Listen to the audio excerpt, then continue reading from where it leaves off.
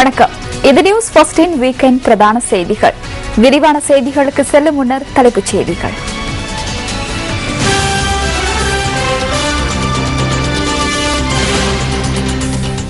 இந்தியாவின் மகாபோதி விகாரையில் இடம்பெற்ற வெடிச்சம்பவங்கள் தொடர்பில் விரிவான விசாரணைகள். இந்திய அரசாங்கம் சம்பவத்தை கண்டித்துள்ளது.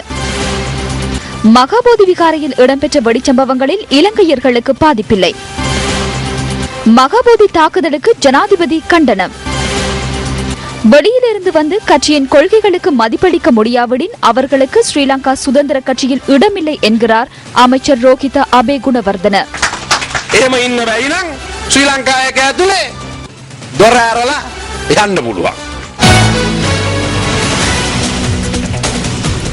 இந்தியாவின் பீகார் மாநிலத்தில் உள்ள புத்தகயாவில் இன்று அதிகாலை இடம்பெற்ற தொடர் வெடிச்சம்பவங்களில் 2 பிக்குகள் காயமடைந்திருந்தனர். திபெத் மற்றும் மியான்மரைச் சேர்ந்த 2 பிக்குகளே இதன்போது காயமடைந்ததாக இந்திய ஊடகங்கள் செய்தி வெளியிட்டுள்ளன. இன்று அதிகாலை 5:30க்கும் 5:58க்கும் இடைப்பட்ட நேரத்தில் இந்த வெடிச்சம்பவங்கள் இடம்பெற்றதாக பீகார் மாநிலத்தின் மகத பிராந்தியத்திற்கு பொறுப்பான பிரதி போலீஸ் அதிபர் நாயர் ஓஸ்னன் ஹானை மேற்கோள் காட்டி இந்திய ஊடகங்கள் தகவல் வெளியிட்டுள்ளன. புத்தகாயாவில் புத்த பகவானின் பாதங்கள் படிந்த போதிக்கு இடப்புறமாக முதலாவது வெடிச்சம்பவம் பதிவாகியது. விளக்கேற்றுவதற்காக ஒதுக்கப்பட்டுள்ள அறை அருகே நிறுத்தி வைக்கப்பட்டிருந்த ஆம்புலன்ஸுக்கு வெளியே 2வது வெடிச்சம்பவம் இடம்பெற்றது. ஞானம் அடைந்த பின்னர் புத்த பகவான் போதி மரத்திற்கு நன்றி செலுத்திய இடத்தில் அமைக்கப்பட்டுள்ள தூபி அருகிலும் கர்ம விகாரைக்கு அருகில் கார் ஒன்றிலும் மேலும் 3 வெடிச்சம்பவங்கள் பதிவாகியதாக இந்திய பாதுகாப்பு தரப்பினரை மேற்கோள் காட்டி இந்திய ஊடகங்கள் செய்தி வெளியிட்டுள்ளன. புத்தகாயா வளாகத்திற்குள் பிக்குகள் பிரவேசிப்பதற்காக உள்ள இடத்தில் மற்ற வெடிச்சம்பவம் பதிவாகியது. 80 அடி உயரமான ஜப்பான் புத்தர் சிலைக்கு சுமார் 1 அடி தொலைவில் இருந்த மற்றொரு வெடிப்பொருள் செயலிழக்க செய்யப்பட்டது. வெடிச்சம்பவத்தில் மியான்மர் மற்றும் திபெத்தை சேர்ந்த 2 பிக்குகள் காயமடைந்ததுடன் அவர்கள் மகத வைத்தியசாலையில் அனுமதிக்கப்பட்டதாக மகாபோதி விகாரை முகாமைத்துவ குழு உறுப்பினர் அரவிந்த் சிங் தெரிவித்தார். எவ்வாறாயினும் இந்த வெடிச்சம்பவங்களுக்காக அதிக விலை கொண்ட வெடிப்பொருட்கள் பயன்படுத்தப்படவில்லை என பாதுகாப்பு தரப்பினர் தெரிவித்துள்ளனர்.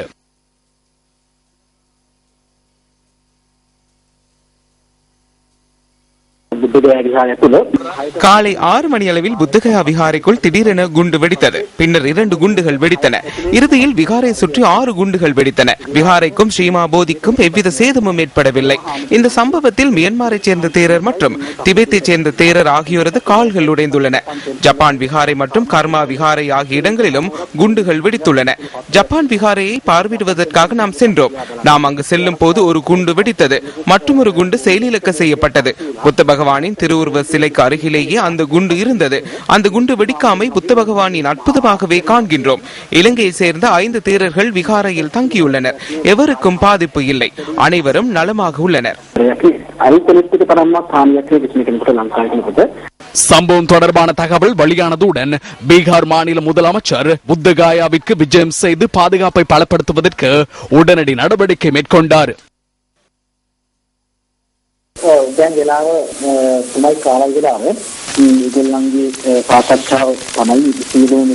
தற்போது மணி 3:15 ஆகின்றது. இங்குள்ள கடைகள் அனைத்தையும் அகற்றி இலங்கையில் மகாபோதிக்கு வழங்கப்பட்டுள்ளதை போன்று பாதுகாப்பை பலப்படுத்துவது தொடர்பில் கலந்துரையாடுகின்றனர். அனைவரையும் சோதனைக்குட்படுத்தியதன் பின்னர் உள்ளே பிரவேசிப்பதற்கான அனுமதியை வழங்குவது தொடர்பிலேயே அவர்கள் கலந்துரையாடுகின்றனர். விரைவில் அனைத்து பாதுகாப்பு ஏற்பாடுகளையும் மேற்கொள்வது தொடர்பில் பேசப்படுகிறது. தற்போது புத்தகயாவில் அமைதி சூழல் நிலவுகிறது. விகாரை காலை முதல் மூடப்பட்டுள்ளது. ஒருவருக்கும் உள்ளே பிரவேசிக்க அனுமதி வழங்கப்படவில்லை. பிக்குகளுக்கும் அனுமதி மறுக்கப்பட்டுள்ளது. டில்லியில் இருந்து குழுக்களை அனுப்புவதாக கூறுகின்றனர். டில்லி குழுவினர் இங்கு வருகை தந்து அனைத்தையும் அப்புறப்படுத்தியதன் பின்னரே பிரவேசிப்பதற்கான இயலுமை கிடைக்கும். அது சமய பிரச்சனை அல்ல. ஹிந்து, இஸ்லாம், பர்கர் அனைவரும் இங்கு ஒற்றுமையாக வாழ்கின்றோம். அது தொடர்பில் எவரும் பிளவுகளை ஏற்படுத்திக் கொள்ள வேண்டாம். புத்த பகவானுக்கு அகௌரவம் ஏற்படும் வகையில் இங்கு எந்த ஒரு சம்பவம் இடம்பெறவில்லை. 6 குண்டுகள் வெடித்தாலும் புத்த பகவானின் பாத கமலங்கள் படிந்த இடத்தில் குண்டு வெடிக்கவில்லை. அது மிக பெரிய அற்புதமாகும்.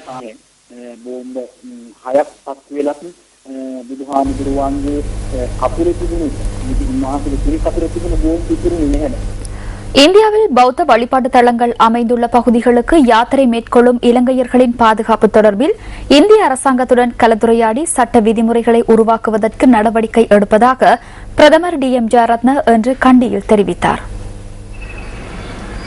பிரதமர் டி.எம். ஜெயரத்ன இன்று காலை கண்டி ஸ்ரீ தலதா மாளிகைக்கு சென்று வழிபாடுகளில் ஈடுபட்டார். இந்தியாவின் புத்தகாயாவில் உள்ள மகாபோதியில் இடம்பெற்ற வெடிச்சம்பவங்கள் தொடர்பில் பிரதமர் வழிபாடுகளின் பின்னர் ஊடகங்களுக்கு கருத்து வெளியிட்டார்.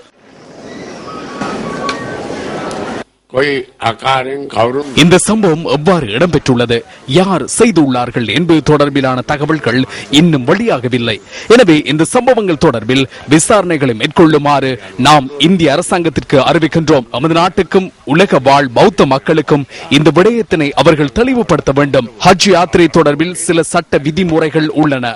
அதுபோன்ற முறைமையொன்று பௌத்த யாத்திரிகர்களுக்கும் அவசியமாகும். இந்திய அரசாங்கம் அவர்களுக்கு வழங்கும் பாதுகாப்பு தொடர்பில் முறைமையொன்று அவசியம். அதேபோன்று அவர்களை இந்தியாவுக்கு அனுப்பி வைக்கும் முகவர் நிறுவனங்கள் தொடர்பிலும் சட்ட விதிமுறைகள் அவசியமாகும். இவை அனைத்தையும் ஆராய்ந்து யாத்திரிகர்களின் நலன் கருதி மிக விரைவில் அந்த சட்ட விதிமுறையினை உருவாக்க நாம் எதிர்பார்க்கின்றோம்.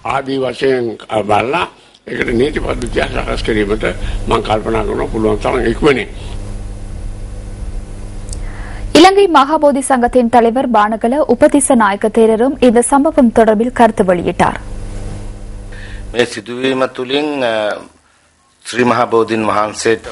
இந்த தாக்குதலால் ஸ்ரீமஹாபோதிக்கு அல்லது மகாபோதி விஹாரைக்கு நேரடியாக எவ்வித பாதிப்பும் ஏற்படவில்லை. இன்று சர்வதேச ரீதியில் சமய தலைவர்களும் அரசியல் தலைவர்களும் இது தொடர்பில் தமது அதிருப்தியை வெளியிட்டுள்ளனர். இந்த விடயம் தொடர்பில் நாமும் கவலை அடைவதுடன் அதிருப்தியையும் வெளியிடுகின்றோம். புத்தகயா என்பது புத்த பகவான் ஞானம் பெற்ற ஸ்தலமாகும். பௌத்த மக்கள் மிகவும் புனிதமாக கருதும் இந்த இடத்தை பாதுகாக்க வேண்டிய பொறுப்பு உலகிலுள்ள அனைவருக்கும் உள்ளது.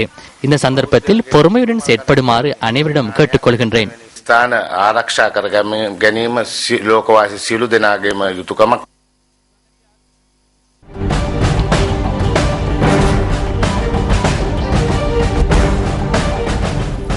ஜனாதிபதி மஹிந்த ராஜபக்ச இன்று முற்பகல் தலதா மாளிகைக்கு சென்று வழிபாடுகளில் ஈடுபட்டார்.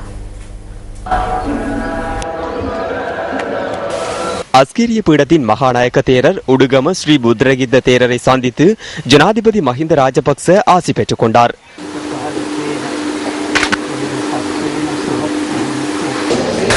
அத்துடன் தலதா மாளிகைக்கு வழிபாடுகளுக்காக வந்திருந்த பக்தர்களுடன் ஜனாதிபதி கலந்துரையாடினார்.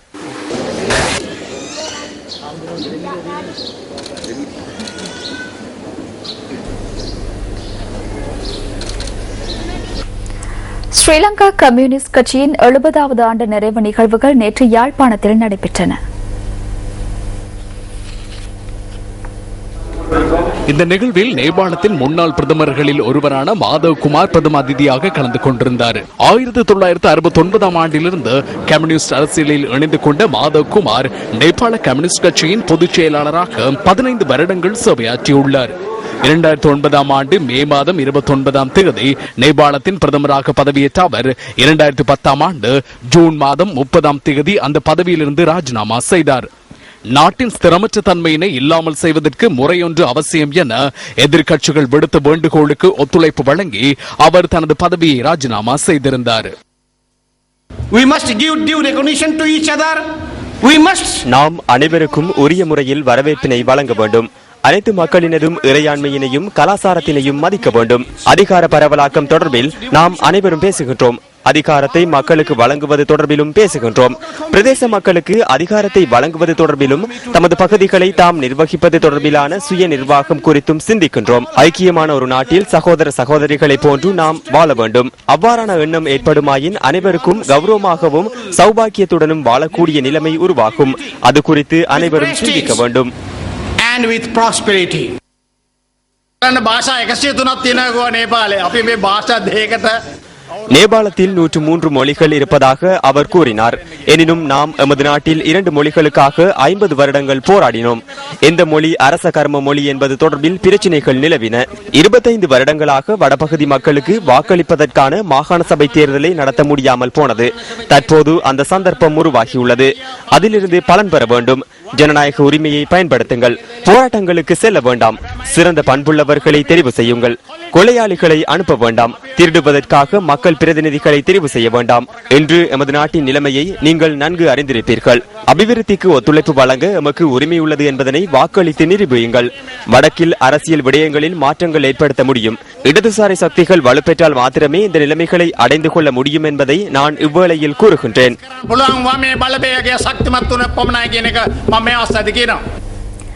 நியாயமிக்க நாடு மற்றும் நியாயமான சமூகம் என்ற துணைப்பொருளில் மக்கள் விடுதலை முன்னணி நேற்று மக்கள் சந்திப்பொன்றை ஏற்பாடு செய்திருந்தது.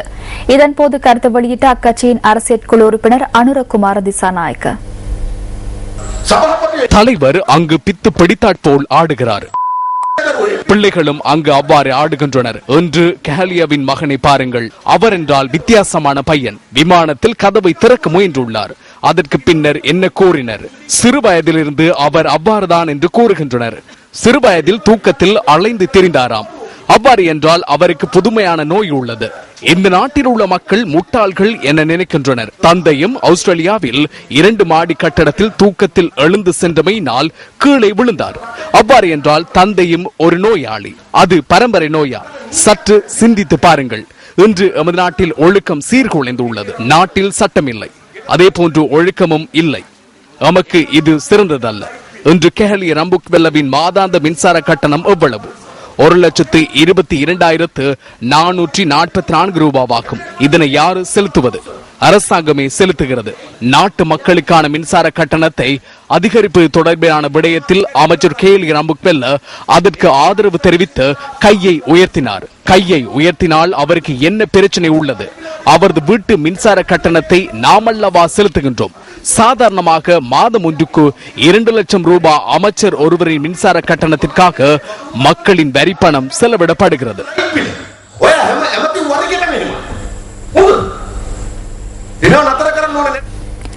தேகம பகுதியில் நேற்று நடைபெற்ற கூட்டம் ஒன்றில் உரையாற்றிய துறைமுகங்கள் மற்றும் நெடுஞ்சாலைகள் அமைச்சர் ரோஹிதாபே குணவர்தன ஸ்ரீலங்கா சுதந்திர கட்சியின் கொள்கையை பாதுகாப்பது தொடர்பில் கருத்து வெளியிட்டார்.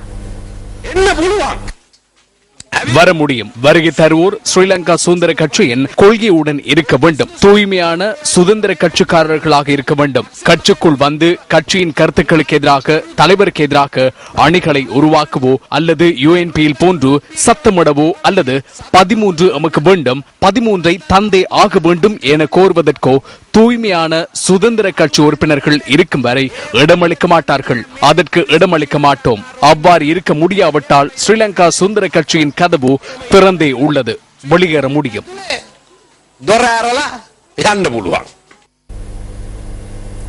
இன்றைய பத்திரிகைகளில் வெளியான கேலி சித்திரங்களில் இருந்து நாம் தெரிவு செய்த கேலி சித்திரம் அடுத்து.